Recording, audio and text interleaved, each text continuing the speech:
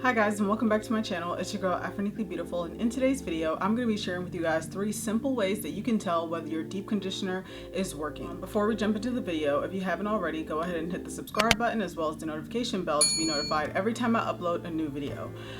First and foremost, I'd like to say welcome to all of my new subscribers. I know over the last couple of months I've had a lot of new subscribers on my channel, so I encourage you guys to comment below, introduce yourself, let me know which video that you watched that brought you to my channel that made you decide that you wanted to subscribe. But anyway, so today is actually going to be a really simple video. I'm just going to share 3 tips because this is kind of the way that I discovered whether or not the deep conditioners that I was using in my hair actually worked. If you actually don't know already, I make my own deep conditioner for my hair. I do it probably every couple of weeks in my hair, and I've been using it for the last couple of years and it works wonders. So if you haven't watched that video, you haven't seen that video, it's an Ayurvedic herb-based deep conditioner, and I will leave that video linked at the top left, right hand corner, whichever one it is. But let's just jump right in. So I have some notes on my phone here, but the first way to be able to tell that I feel like is the easiest way to tell if your deep conditioner is initially working is by smoothness. So when we shampoo our hair tends to get pretty rough. It also lifts our cuticles and it makes our hair, you know, usually stripped and dry and all that other jazz. So I would say that it's definitely a red flag if you're using a deep conditioner and you put it in your hair and it still makes your hair feel dry and stripped, and just anything outside of, like I said, smoothness and softness, to me is definitely a red flag when it comes to deep conditioning treatments. You don't want a deep conditioner that's going to make your hair feel worse than it did when you actually shampooed it. So number 1, smoothness. Number 2 is going to be elasticity. So elasticity, that's one of those words that gets people tripped up. Definitely a tongue twister, but elasticity is the term that's used to measure how much your hair will stretch and return to its normal state.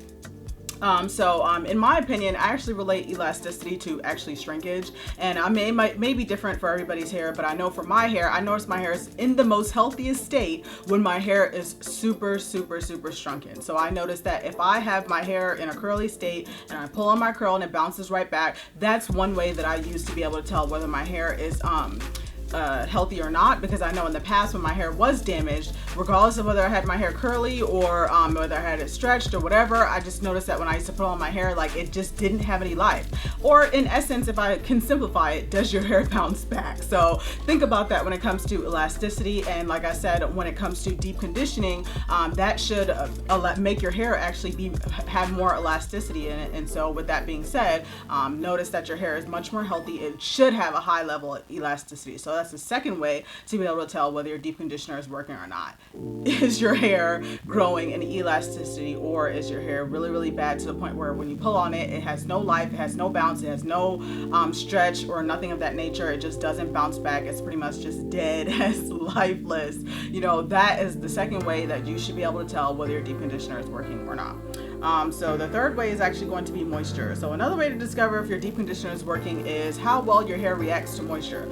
So I will say, for example, one of the most perfect examples that I can use for you guys is recently, it was wash day for me, but I had somewhere that I had to go. And with my hair being low porosity, it takes forever for my hair to dry. Usually it takes up to a full 24 hours for my hair to dry. But that day I knew I had somewhere to go. So I was trying to skip the process. So I shampooed my hair and I thought that I could detangle and just skip over deep conditioning and go straight to moisturizing. And unfortunately, that's exactly what I did that day. But it was a hot mess because my hair did not react to the products that I use to moisturize my hair that I've been using to moisturize my hair for the last couple of years that works so perfectly well. And I know that I could directly relate that to not using the good deep conditioner that I always use, because that day I didn't use it. And the funny thing is how I self-checked whether that was the case or not is the next day I ended up deep conditioning my hair with my normal deep conditioning treatment, and then I went to moisturize and my hair was completely back to normal. So I would say that would be one of the easiest tests to do if you're wondering,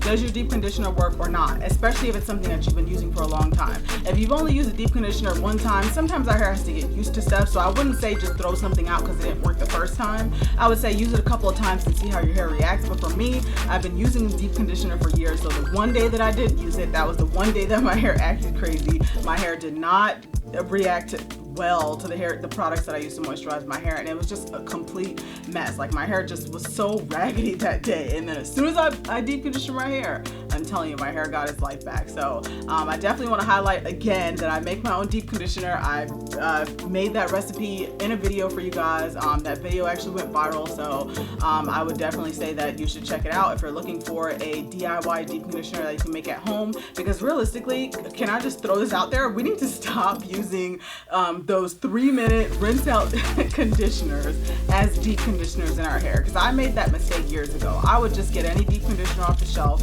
and it would literally tell me on the bottle that I was only supposed to have it for 3 minutes and then rinse it out, but I would try to keep it in there longer, thinking that that was going to do something for my hair, and realistically it never did. And so once I actually found out what deep conditioning treatments are supposed to do for our hair, you know, it's supposed to add moisture, it's supposed to give us those nutrients, that extra life, and you know, just bounce and just all this great stuff. It's pretty much supposed to add life and moisture back into our hair. So if your deep conditioner is not doing all those wonders, then maybe it's time for you to get a different one. So like I said in the beginning of the video, I really welcome all the new faces, you know, to my channel. I will be honest and say I'm pretty inconsistent, but I have a lot of ideas now for this channel, just because of the simple fact that I've been able to regrow back out my hair from damage. I've been able to find products for the first time in several years, you know, that actually work, that I can stick to. I've been able to stick to my regimen. Everything has just been working so well. My hair's been growing longer, stronger, and healthier, and that's what I want to promote on this channel. So yeah, definitely go ahead and subscribe if you haven't already, and that's it. But I'll see you guys in the next video.